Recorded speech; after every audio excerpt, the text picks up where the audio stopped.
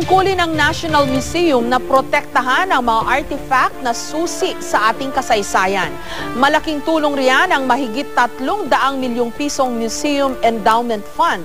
Pero sa pagsisiyasat ng COA o ng Commission on Audit, hindi raw napapakinabangan ng museo ang pondo matapos itong ilipat ng Board of Trustees sa 2 pribadong bangko. Narito ang report ni Jam Sisante.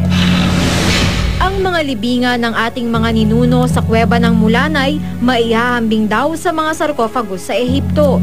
Kaya hindi na nakapagtatakang ang yamang ito naging mainit sa mga mata ng mga hinihinalang illegal treasure hunter. Yung mga treasure hunters, binungkal na lang, mabilisan, may mga nabasag, tinapon na lang yung mga kalansay.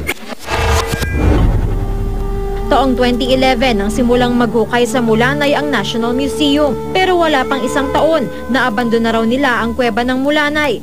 Mula nang ma-centralize ang budget ng National Museum sa pamumuno ng kasalukuyan itong direktor na si Jeremy Barnes. This amount may be spent for 4 times a year na bisita doon o project. Nung panahon na ni Director Barnes, nawala na ito. Kung centralized kasi, ang budget ay yung selective lang yung mga division na kung saan nila gustong pondohan. Sabi niya, hindi niya nagalaw, ay bakit hindi maibigay yung tamang accounting? How do you operationalize preservation?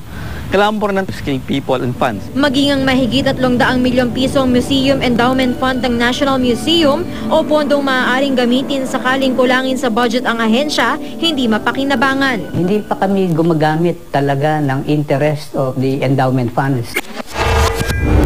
Natuklasan ng Commission on Audit o COA, inilipat ng National Museum Board of Trustees ang pondo mula sa Land Bank of the Philippines patungo sa 2 pribadong bangko nang wala man lang abiso sa Department of Finance. Bawal ito, sabi ng COA. Pinuna rin ng ahensya ang bank account ng National Museum na nakapangalan sa National Museum of the Philippines.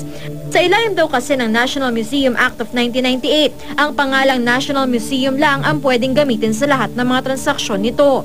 Nangangamba ang COA, baka tuluyang maglaho ang mahigit 100 milyong pisong nakadeposito dito. Kung bumagsak yung mga bangko na yon, mawawala yung pera ng ating government. Kung gayahin ito ng mga ibang ahensya.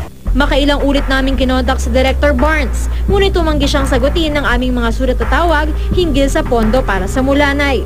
Pero sa isang panayam ng GMA News Online sa kanya nitong Hulyo, nilinaw ni Barnes na hindi nabawasan o nagamit sa maling pamamaraan ang MEF ng ahensya. Sa isinumiting paliwanag sa COA, aminado ang National Museum Board of Trustees sa nagawang pagkakamali.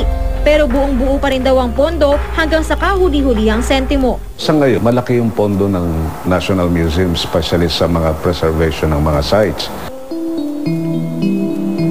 Jam Sisante, GMA News.